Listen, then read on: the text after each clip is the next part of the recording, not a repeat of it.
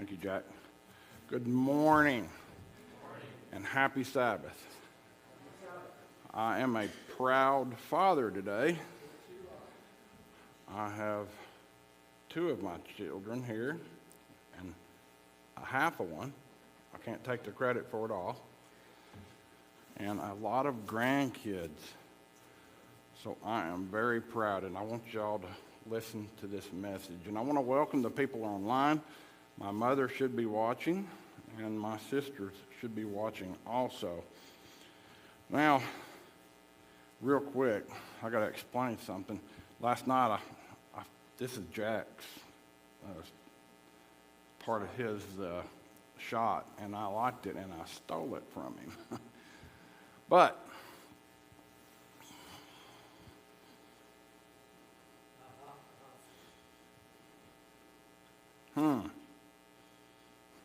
I just wanted to explain the real truth. Now, Jack and the pastor had messed it all up, and I was just trying to fix it in that other one. Not really. I'll tell the truth.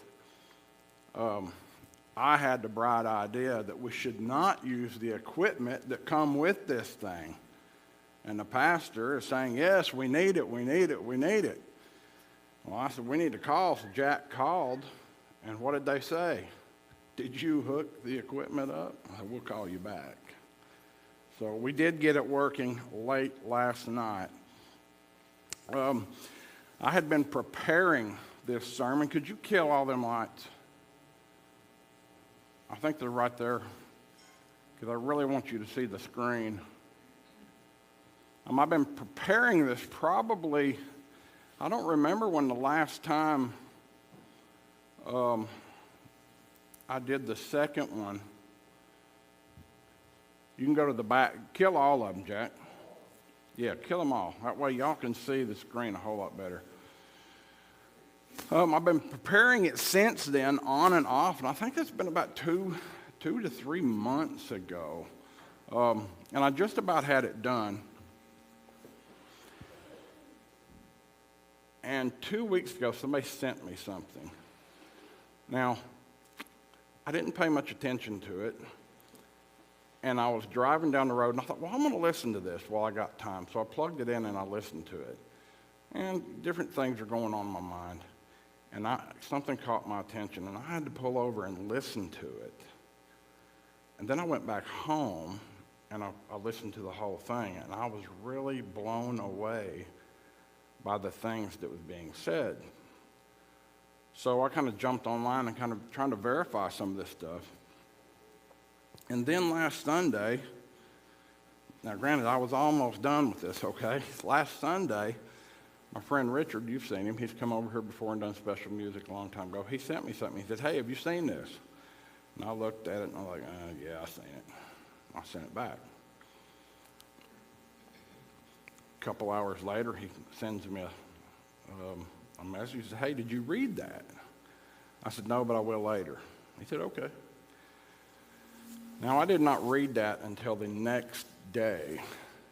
So that would have been Monday. But when I read that, I was floored. And I mean floored. And I went back and I changed half of this service. And I am on 18 if you need to turn me down if that's the problem. So I went back and I changed half of this. Now, I'm not going to tell you what time it is. I'll ask you in the end. But we're going to see some things, and some of you have already seen these, but some of you have not seen them. And I want everybody to see them. So just bear with me a minute. The first thing we're going to see is 57 years ago. This man said some things. Just close your eyes and listen. There's nothing on the screen to see. Just close your eyes and listen and put that to today. 57 years ago.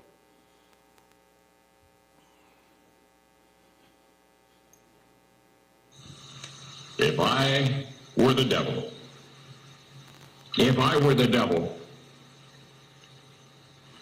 if I were the prince of darkness, I'd want to engulf the whole world in darkness and I'd have a third of its real estate and 4/5 of its population, but I wouldn't be happy until I had seized the ripest apple on the tree. V. So I'd set about, however necessary, to take over the United States. I'd subvert the churches first. I'd begin with a campaign of whispers. With the wisdom of a serpent, I would whisper to you as I whispered to Eve, do as you please. To the young, I would whisper that the Bible is a myth.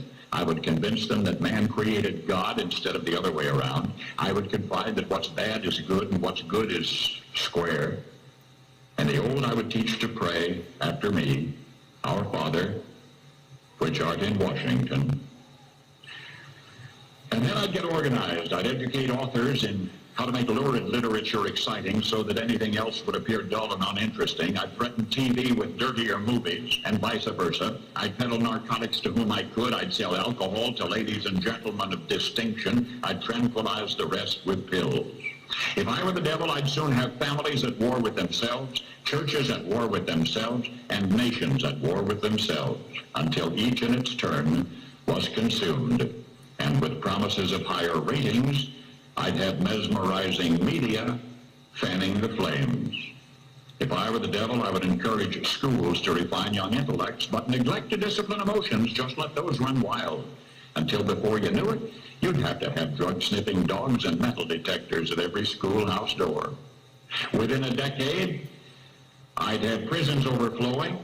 I'd have judges promoting pornography. Soon I could evict God from the courthouse, then from the schoolhouse, and then from the houses of Congress. And in his own churches, I would substitute psychology for religion and deify science. I would lure priests and pastors into misusing boys and girls and church money. If I were the devil, I'd make the symbol of Easter an egg and the symbol of Christmas a bottle. If I were the devil, I'd take from those who have and give to those who wanted until I had killed the incentive of the ambitious. And what'll you bet? I couldn't get whole states to promote gambling as the way to get rich. I would caution against extremes in hard work, in patriotism, in moral conduct. I would convince the young that marriage is old-fashioned, that swinging is more fun, that what you see on TV is the way to be. And thus I could undress you in public, and I could lure you into bed with diseases for which there is no cure. In other words, if I were the devil, I'd just keep right on doing what he's doing. Paul Harvey, good day. Wow. Is that today?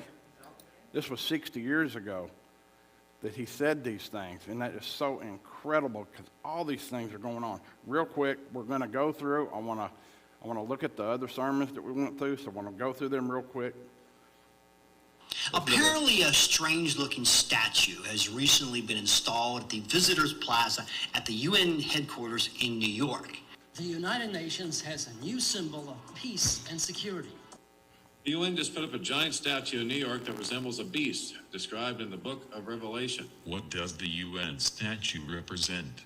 UN just put up this statue in New York outside of the UN headquarters with the slogan, "A Guardian for International Peace and Security." Now the beast which I saw was like a leopard. His feet were like the feet of a bear, and his mouth like the mouth of a lion. And the dragon gave him power, his throne and great authority. It's happening. Signs of the last days prophecies are happening, just as Bible prophecy foretold.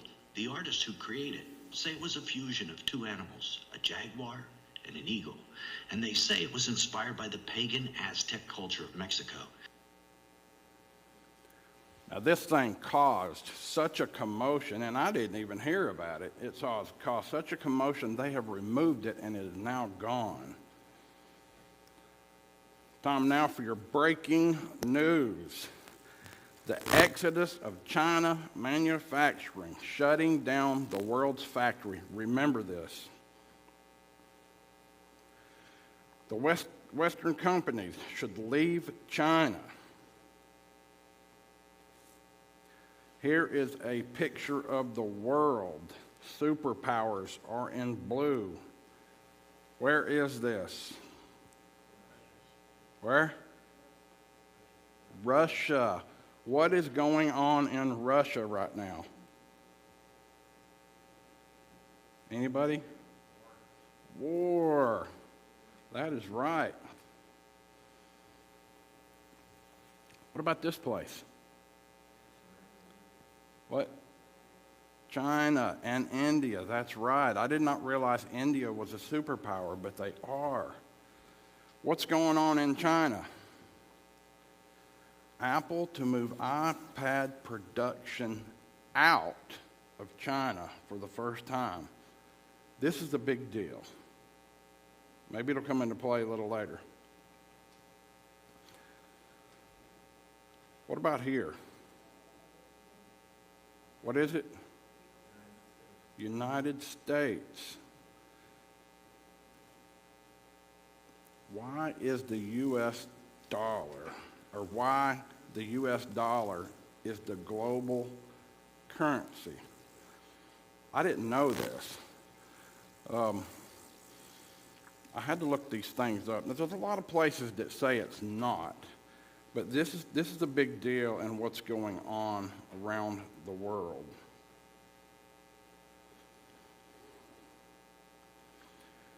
The world in 2025, China loses power.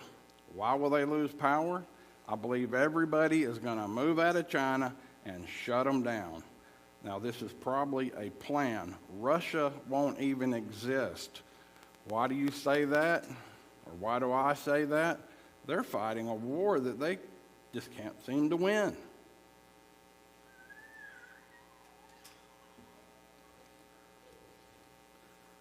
Biden announces new digital currency that will completely replace paper U.S. dollars. This is a big, big, big deal. To me, you cannot have the mark of the beast or be forced to do something without removing the ability to buy something. I'm sure they can take and cut off your credit card, but what if I got a stack of cash in the safe that's got $1 million in it? How do you take that away? You really can't, because they don't know I have it. But if you replace that dollar with a digital currency, and if you look this article up, we don't have time to read the whole article. We got a lot of stuff to go over. If you'll go look this article up, this started in about April, and it's supposed to be implemented before the end of this year. Now, will it? I don't know. But it is to monitor what you do with your money. You will not be able to have cash no more, and it'll have to run through their system. It will not be blockchain technology like Bitcoin, because they are very hard to track. They want to know where it goes. The U.S. dollar, what makes it valuable? I meant to bring one, but I don't have one. What makes it valuable? Fiat, the government says so. Well, they could say a lot of things, but what makes it valuable? Why is it valuable? Huh? Well, we want it. Everybody wants it, right? If you didn't want it, would it be valuable? It would be worthless. But everybody wants it, and they are going to remove it.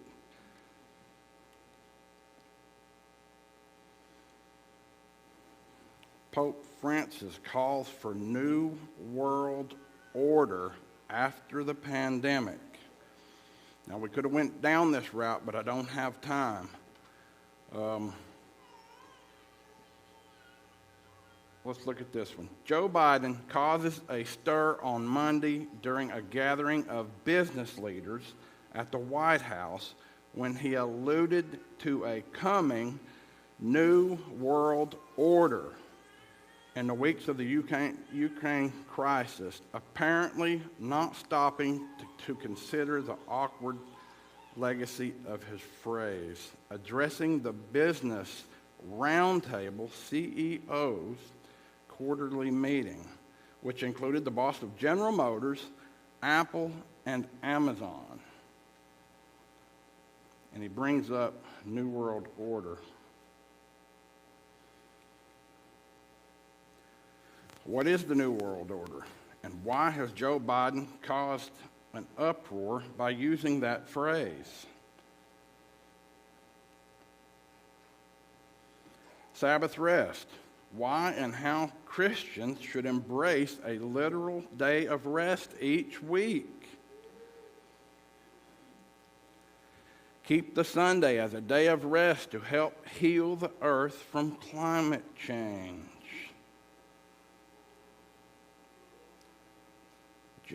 Jesuit University theologians call for Sabbath rest to combat climate change. The Pope says it's okay to be gay. You were born this way. Pope Francis has reportedly told a gay man that God made you that way and loves you as you are.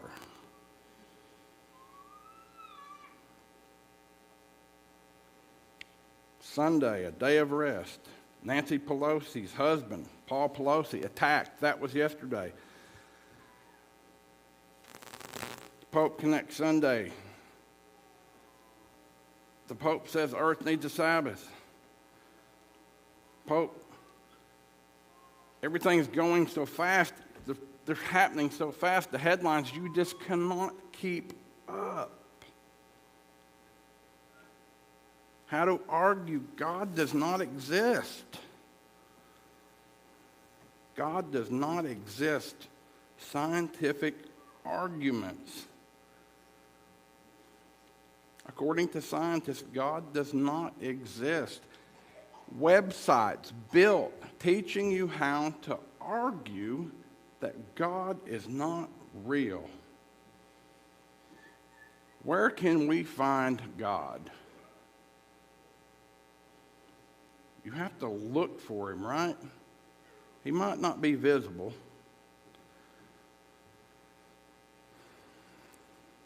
However, we can see God in his creation. This is the next in the series of God, Are You Real? Is it okay to ask God, God, are you real?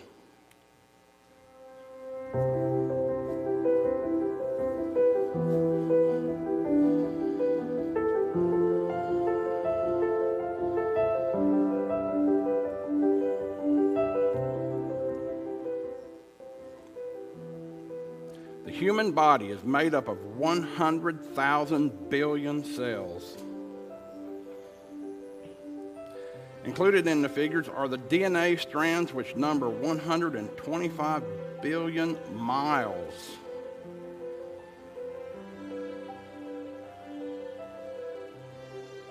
Introducing you the flagellum motor. The flagellum motor is a propeller-driven engine that propels sperm, bacteria, and other substances through the cell. 8 million of these motors could fit side by side across a cross-section of a human hair.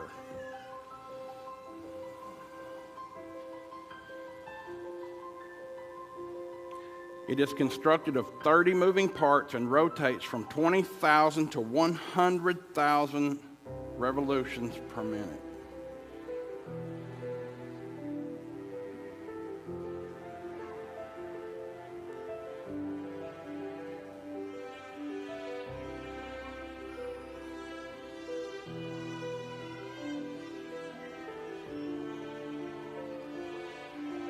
This is the bacteria.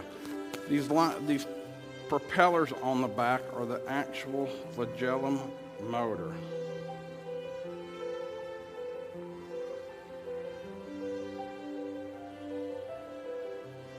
You have 30 different parts. You have a hook, and then you have the filament propeller. This is the basal body. This is inside the bacteria. You have a rod and rings. You have different layers.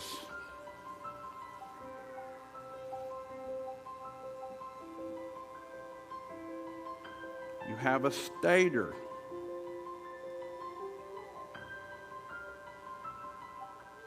You have a rotor. You have protons. You have a high concentration and a low concentration.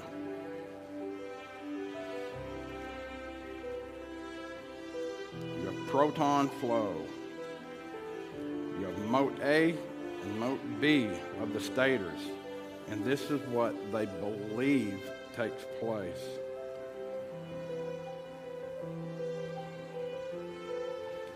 You have mote A and mote B inside the stator. You have aspartic acids in the center. Protons will enter the center.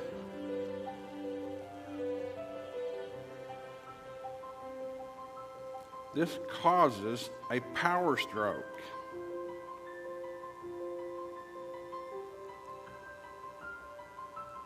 The protons are then released, which causes a second power stroke, turning the rotor.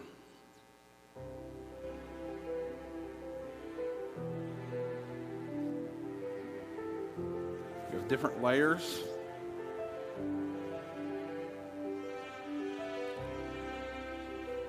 This is absolutely incredible. These proteins will build this motor in 20 minutes.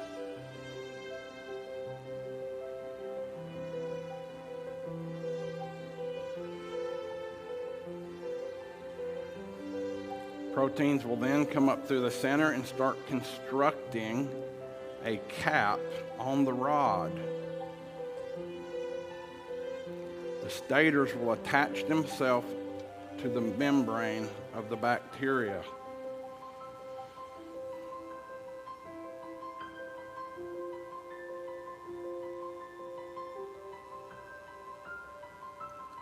The rod will then push itself through the bacteria.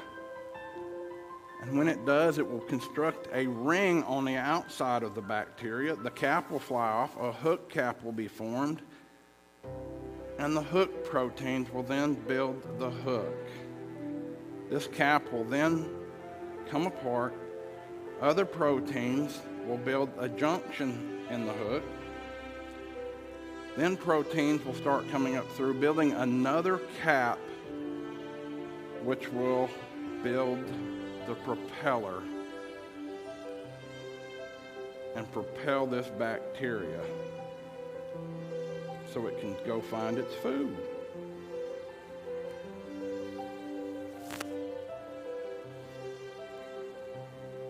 $20,000 to $30,000 of these filaments will be on this tail.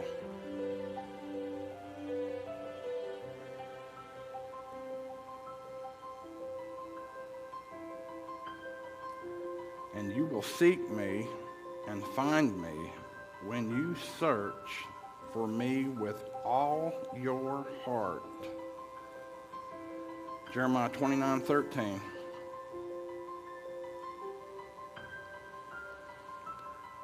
Here is the actual picture of one of these flagellum motors. You can look down through the top in D at the bottom, and you can see your stators. You can look over there at C. You can see your rings.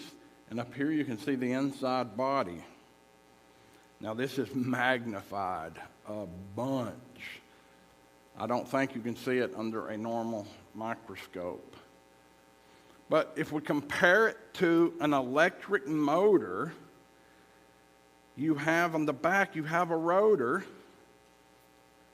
Then you have a stator.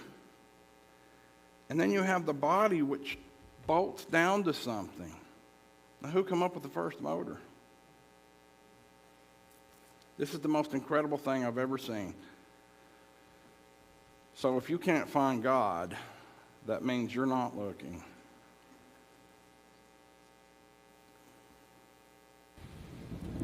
How many people in here was raised Adventist? How many come into the Adventist church afterwards? Well, I want to apologize to my kids because I did not raise them Adventists, and I am sorry for that. But the ones that was being raised Adventist, when you was kids, y'all in the back, y'all remember going through all that. I used to hate it. I wanted to go out on Friday night. I wanted to go to the ball game. I wanted to go do the things that other people did. But I used to hear all these things. America, the Pope, what's going to happen. I could hear the thunder, but I couldn't see no storm. There's a storm coming. Now, for the ones that are not Adventist, basically, the Adventists believe that the United States of America will rise to a power, and they will then give power to the second beast, which is the papacy. Can we see this coming? We'll find out. Now we're going to review. Let's review. Does anybody remember what that was? What is it? Well, they're candlesticks. They're candlesticks, that's right. What are the lines? Trends. What? Trends. Trends. Indicators. They're indicators. Does the Bible give an indication of when Jesus will return? Let's look. Now, as he sat on the Mount of Olives, the disciples come to him privately saying, "Tell us, when will these things be, and what will be the sign of your coming and the end of age?" And Jesus answered and said to them, "Take heed that no one deceives you, for many will come in my name, saying, 'I am Christ,' and will deceive many." There's two indicators there. People will come in my name, and the second one, they will deceive many.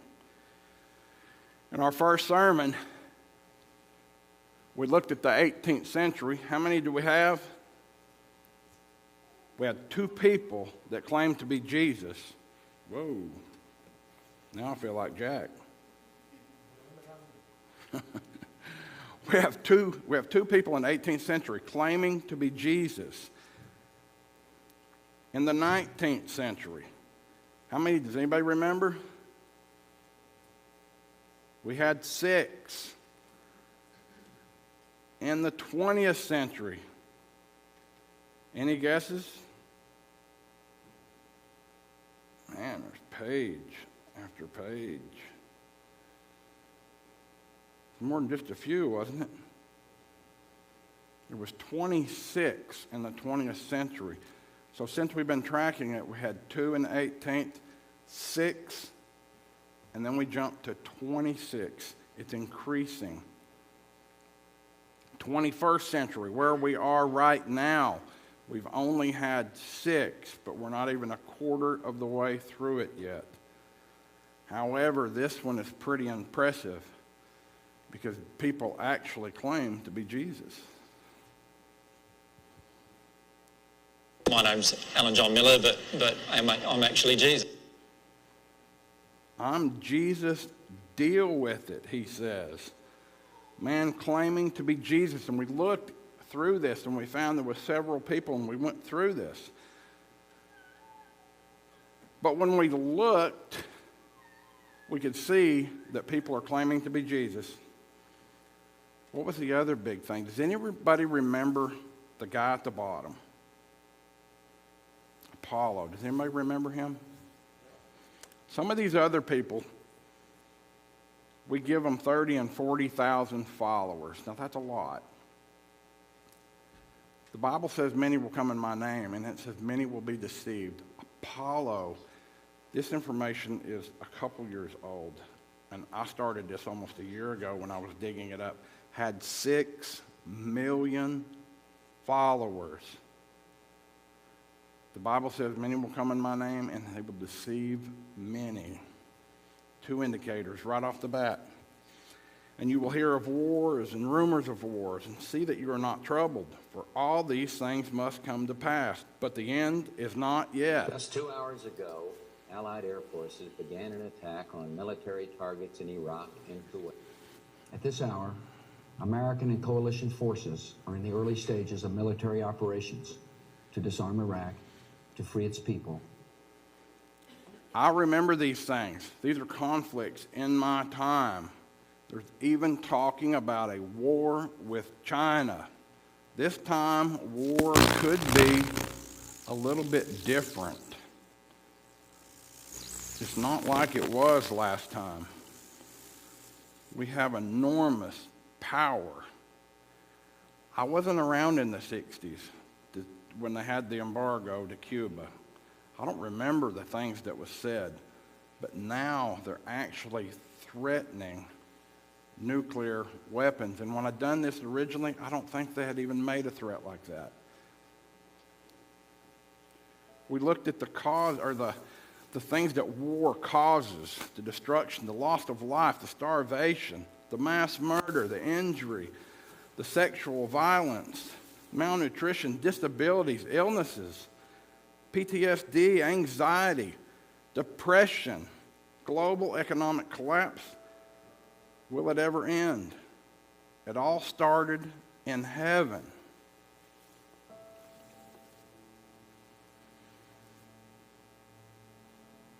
You were the seal of perfection, full of wisdom and perfect in beauty. You were in Eden, the garden of God. Every precious stone was your covering: the sardius, the topaz, the diamond, beryl, onyx, and jasper, sapphire, turquoise, and emerald, with gold. The workmanship of your timbrels and pipes was prepared for you on the day you were created.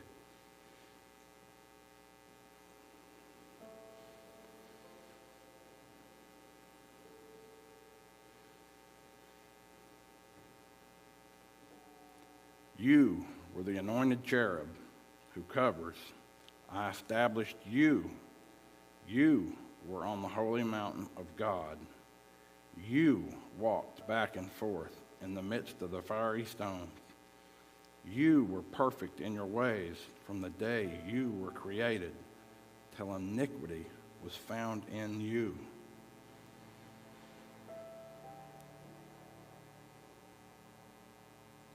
Ezekiel 28:14 and 15.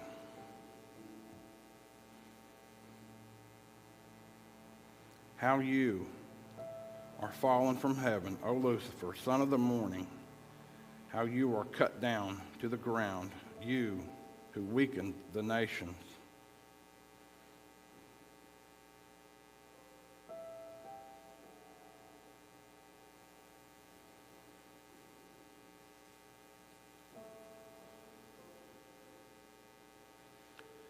For you have said in your heart, I will ascend into the heaven. I will exalt my throne above the stars of God. I will also sit on the mount of the congregation on the farthest side of the north. I will ascend above the heights of the clouds. I will be like the Most High.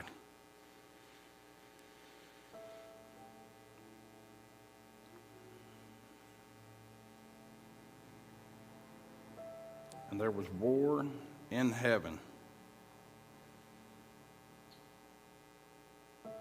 And war broke out in heaven. Michael and his angels fought with the dragon.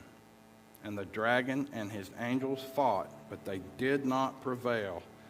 Nor was a place found for them in the heavens any longer.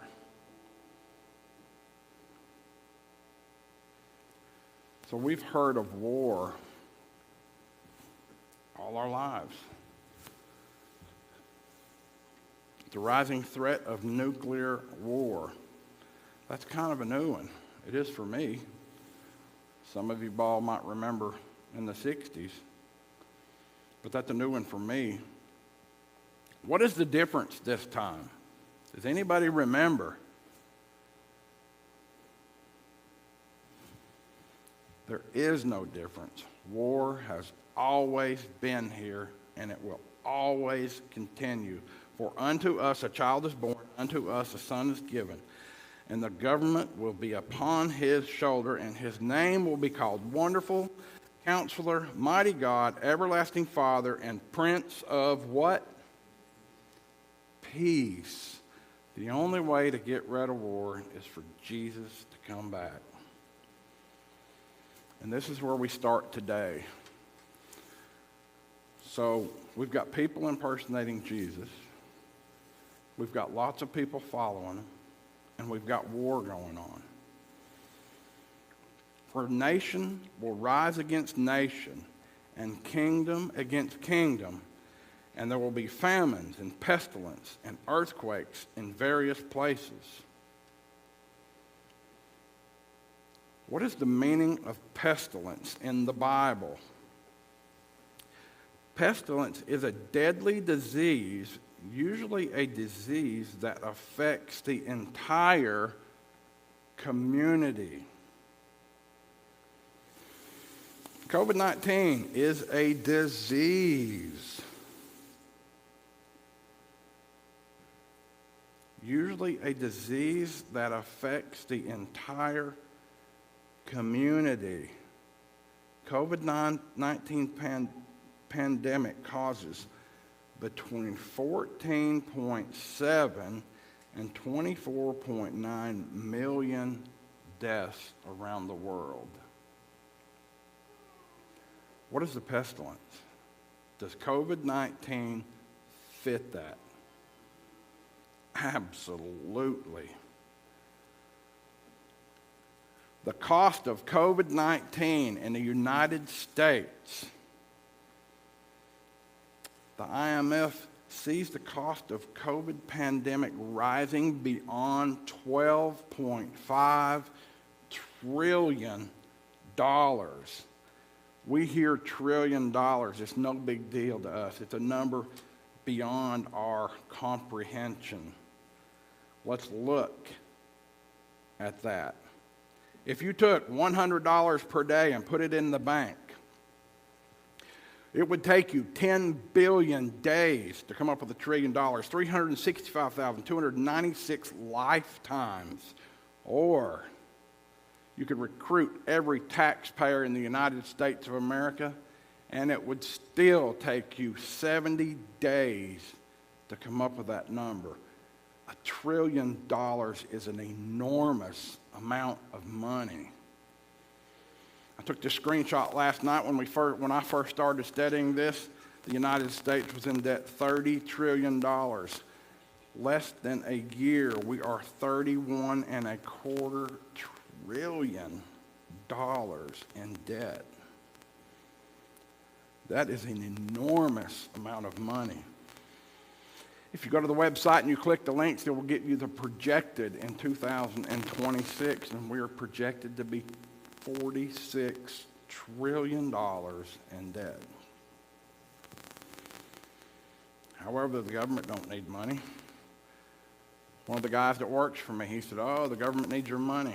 What do they need your money for? They got a printer. They can print their own. And they've been doing this. The U.S. economy is going to collapse. Top investors say, listen to this gentleman. He is not a man that believes in God. He is a school teacher. I'm not going to show his face. I'm not promoting him in any way. However, he says some very interesting things. The news is only bad. Bonds are crashing everywhere. It's been almost a week since Japan sold a bond of any kind. No one wants to buy them. U.S. bonds are dumping. Britain has crashed the pound so much that their bonds are worthless. And then they're saying to their pension funds, like, hey, pension funds, you're about to be insolvent, figure it out. Figure it out with what? Right? Their bonds are worthless. The stock market's worthless. What are they supposed to do? We've sent $9+ billion to Switzerland in swaps to shore up the Swiss central bank because they're losing money like crazy. Australian central bank is losing money. The Swedish central bank is losing money. The American central bank is losing money. If every single solitary CEO says they're bracing themselves for a recession, the banks say liquidity is running out, interest rates are going sky high, inflation is nuts, nuclear war is on the horizon, real estate.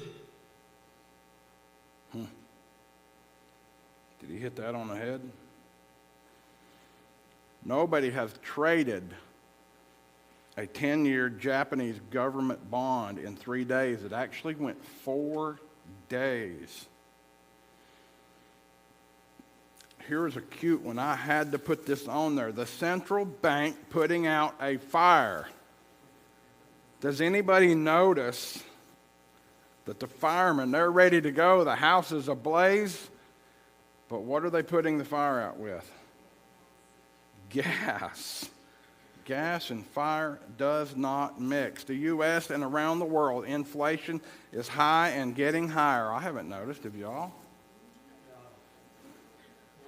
That's not a big deal. The Fed swapped $9 billion to Swiss National Bank to bail out Credit Suisse. That's interesting. Do y'all remember 2008?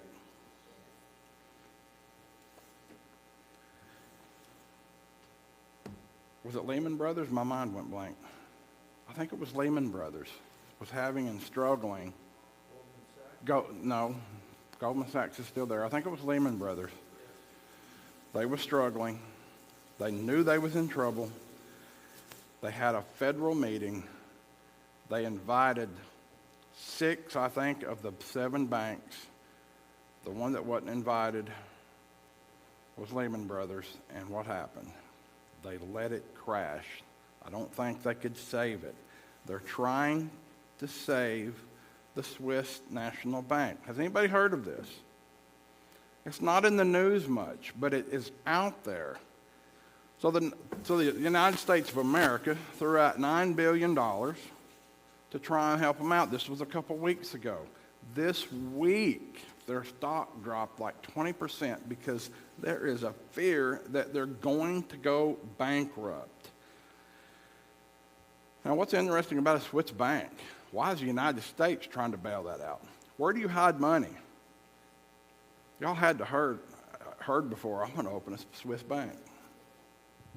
Lots of people hide money there. The United States can't touch their money. Russia officially threatens nuclear strike on the U.S., wipe out both coasts with 4 Saturn II missiles. Is the threat of a nuclear war there? America must lead the New World Order, President Biden says. I think what the Federal Reserve sent to Switzerland, the Swiss Central Bank, is ultimately meant for Credit Suisse and probably UBS to keep them afloat. They just don't have the population or the currency available to prop those banks up. Those banks are bigger than the countries themselves, and there's no way to keep them afloat. So,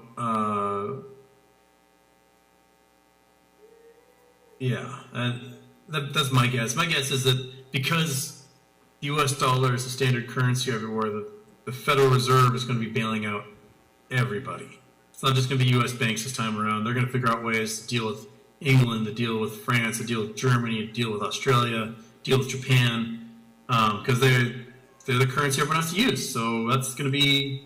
It's going to further indebt the world to the United States. It's going to further indebt the world to the United States. This man does not know prophecy. He has no clue. And he's telling that America is going to get powerful. People are going to owe them money. Now, the American dollar is probably going to be gone because they are really pushing to get rid of that. However, if they print a lot of money, do they want the American dollar? I looked it up, and a lot of companies that buy each other, in their contract, it says you pay us with the American dollar. How does the United States of America become the world leader? I think it's with their currency. And I beheld another beast coming up out of the earth, and he had 2 horns like a lamb, and he spake as a dragon. This is talking about the United States of America. It has 2 horns, Democrat and Republican. In the Bible, Jesus is the Lamb. This is a religious, free country right now. Sounds great. Are we great? This is something I heard. I want to pass it along, and this blew my mind. Back in April, according to an account in Foreign Policy magazine, negotiators from the governments of Russia and Ukraine met secretly and, quote, appeared to have tentatively agreed on the outlines of a negotiated interim settlement to end the war. The terms of the deal were simple. Russia would withdraw its troops from Ukraine. Ukraine would promise not to join NATO. So each side would get the thing that it wants most. Simple and effective, and it might have worked. But the Biden administration adamantly opposed this settlement. Biden's advisors didn't just want the Russians to leave Ukraine. That's what they told us they wanted on television. But no. Biden's advisors wanted a total regime change war against Russia, apparently to avenge the election of Donald Trump, which they believed Putin was responsible for, and they were willing to fight to the last Ukrainian to get it. So on April 9th of this year, the White House dispatched its hapless cutout, then British Prime Minister Boris Johnson, to Kiev. According to Ukrainian news media, Johnson communicated 2 messages to the Zelensky government. Quote, the first is that Putin is a war criminal. He should be pressured, not negotiated with. And the second is that even if Ukraine is ready to sign some agreements on guarantees with Putin, the West is not. In other words, who cares what the Ukrainians want? America and the UK demand total war with Russia, regime change war with Russia. And of course, the Ukrainians, caught in the middle, had no choice but to concede. So days later, the peace negotiations fell apart. This was virtually unreported at the time, but it was the turning point in the war in Ukraine.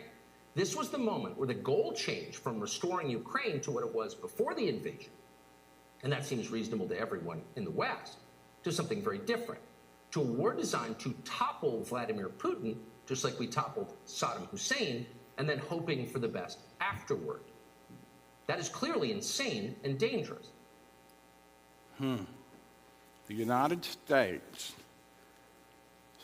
could have stopped the fighting over there, and everybody would have went home. No. They don't want that. They want a regime change. Remember, Russia will be gone. China will be gone. How do you get rid of China? Take away their factories. Put them somewhere else. Has anybody ever heard of the Knights of Malta? Anybody? One person. Good. I had never heard of them either. Let's check them out. Who are the Knights of Malta, and what do they want? They are a secret religious order with a long and bloody history and a unique status under international law. But that doesn't mean they run the world.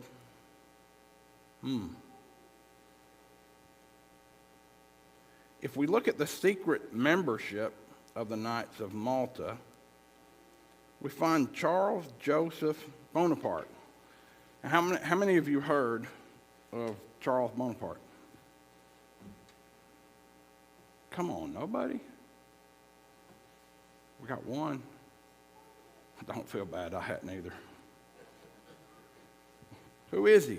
Charles Joseph Bonaparte. He's just a normal guy. He was born in 1851, and he went to the Harvard Law School. And remember, he's on that list, right? What did he do? He established the Federal Bureau of Investigation. This is pretty good. Let's look a little deeper. The Pope dissolves the Knights of Malta leadership, issues new constitution. Can you see the date? September 3, 2022. So they changed it.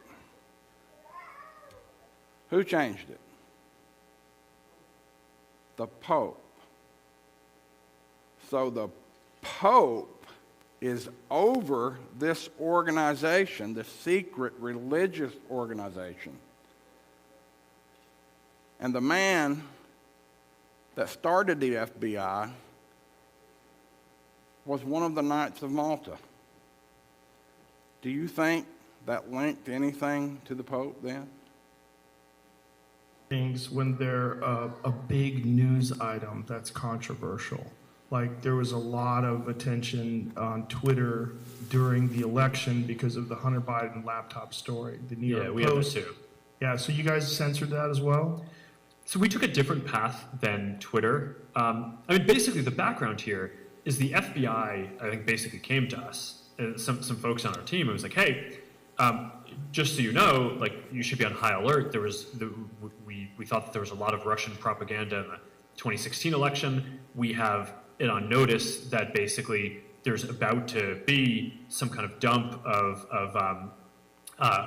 that's similar to that. So just be vigilant. So the FBI comes to Facebook. Who owns Facebook? Mark Zuckerberg. Who really controls Facebook?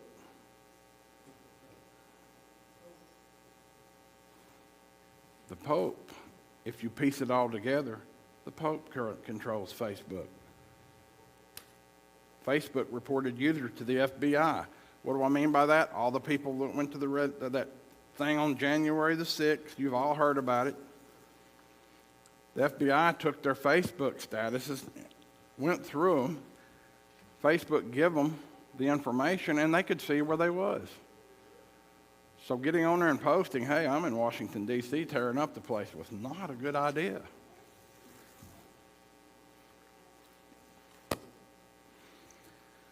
The FBI raid on Trump's residence takes the U.S. into uncharted territory, and that is very true. Now, I'm not Democratic, and I'm not Republican here. We're just looking at the facts. Did the FBI raid Hillary Clinton when she broke her servers with a hammer? Why would you break your servers with a hammer? Obviously, you're trying to hide something, right? But they raid Trump.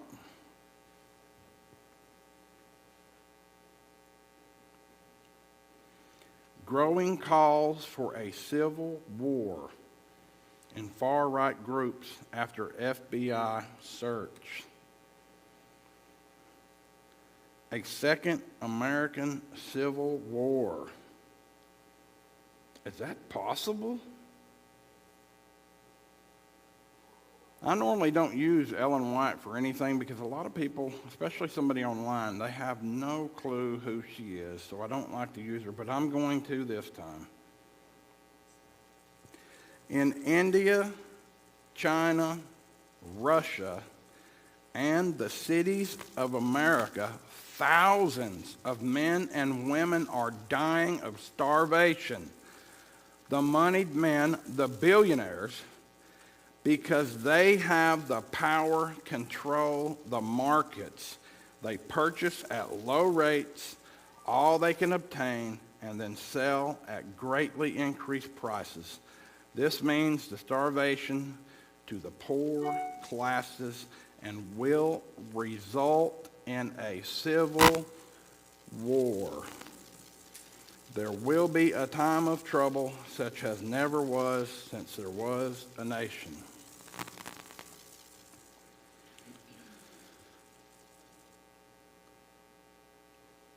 FBI search of Trump's Mar-a-Lago reignites conservative call for a civil war in the United States. Former Army generals fear civil war in 2024 if election results is not accepted by some parts of the United States military.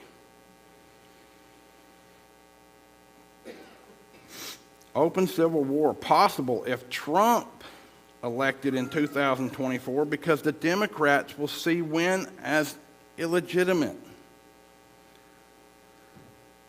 Hedge fund billionaire Ray Dalio warns the 2024 election will lead to civil war.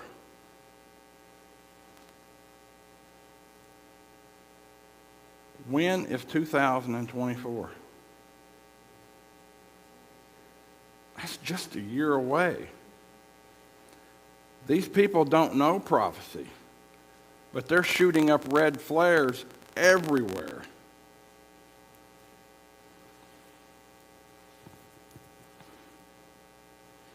COVID, conflict, and climates are fueling a global food crisis. Where does a lot of grain come from? Ukraine. They can't get it out. Is a global food crisis coming? Enough is enough. The Vatican calls for immediate end to fossil fuels. Bold action from world leaders ahead of COP27. I don't know what COP26 was until I seen this. Let's look at it. Egypt is hosting COP27. Can it become Africa's climate champion? For our sins of emission, 10+1 climate commandments. A narrow strip of biblical land from the Red Sea to the Dead Sea is not only the pathway of the Israelites during the Exodus, but it is also a birthplace of our new climate redemption. This November, this is what month? What's in a couple days? This November, this year, this November, world leaders will gather down the coast from here in Sharm el-Sheikh, forgive me, I've never heard it, to try to hammer out yet another climate plan for the too distant future that miraculously has already been successfully implemented in the Arava Valley. The region is the first in the world to be solely powered by the sun. What does Egypt have to do with this?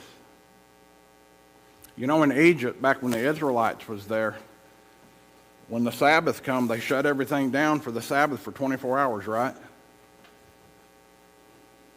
Did they do that? They didn't, did they? What did they worship? The sun. Here it is. We're back in Egypt, and we're powered by the sun. Climate hope may not come from the 27th gathering of the world leaders on the issue, but instead from nearby places of paramount spiritual power. A group of us, under the auspice of the Interfaith Center of Suitable Development of the Elijah Interfaith Institute, never heard of them, recently came together at Mount Sinai to envision what message of hope and transformation religion can offer to humanity. We grapple with the challenges of climate justice. One of the ideas was returning to the 10 Commandments given at Sinai, while not yet set in stone. Now, we're not going to go through their commandments, but we are going to look at one. And what do they say? Keep the Sabbath. Emissions are down 30% over the Sabbath every week in Israel and are almost zeroed out during the Jewish Day of Atonement, the holiest of the year, a global weekly non-carbon day of rest could reduce emissions of the world by a seventh.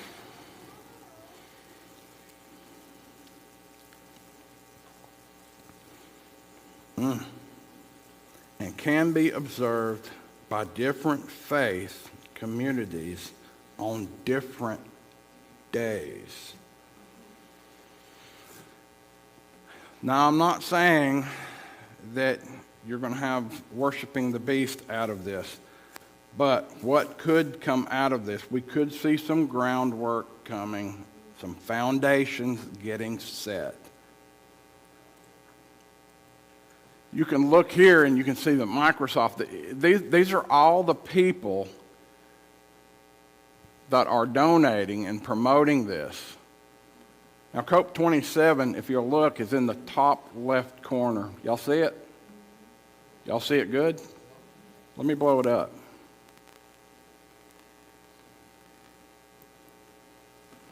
COP27 in Egypt, 2022, and the sun.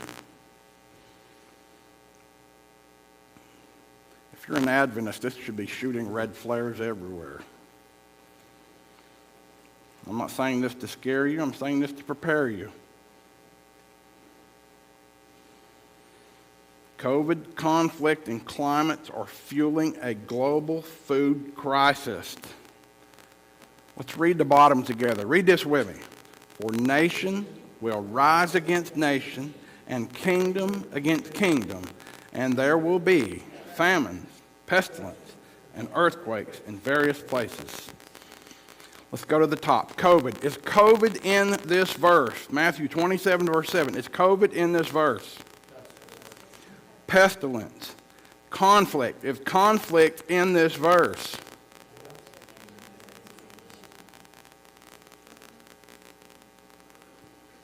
Is there a food crisis in this verse?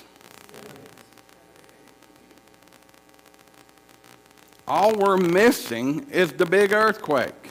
That's the only thing missing from this verse.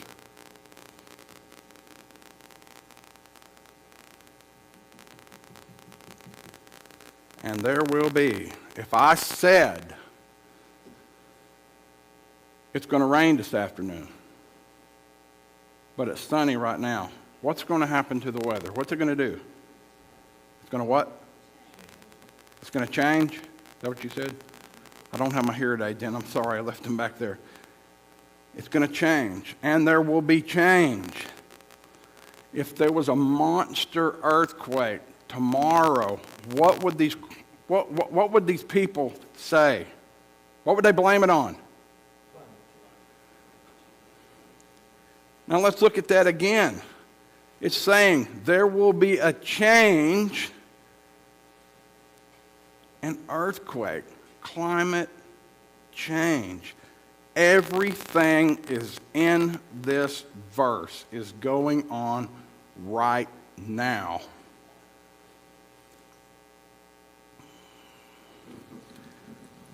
My friends, my family, used to you could hear the thunder. Now you can see the lightning. You can see these things coming. This is mind-blowing to me. It is right around the corner. Now learn this parable from the fig tree. when its branches has already become tender and it put forth leaves, you know that summer is near. It's not a guess. It's not a guess. You know it. It says you know that summer is coming. So you also, when you see all these things, know that it is near, at the door.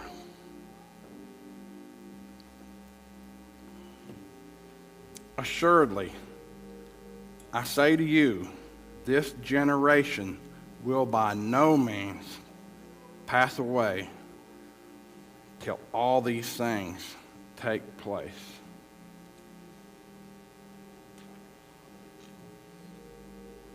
I think it's here.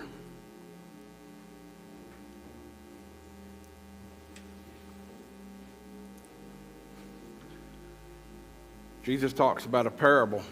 He talks about the wise man. He built his house on the what?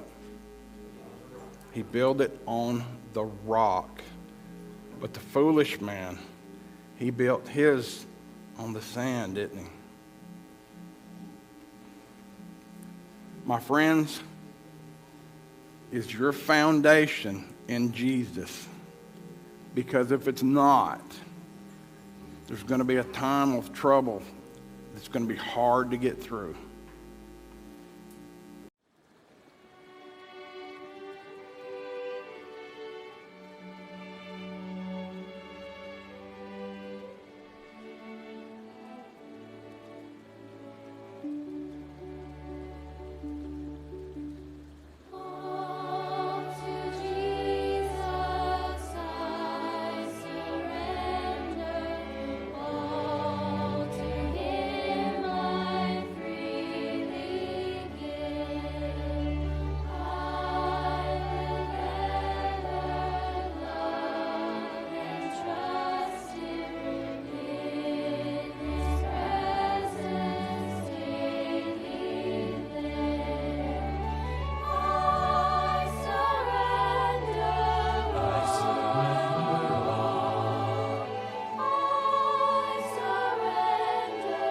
I surrender.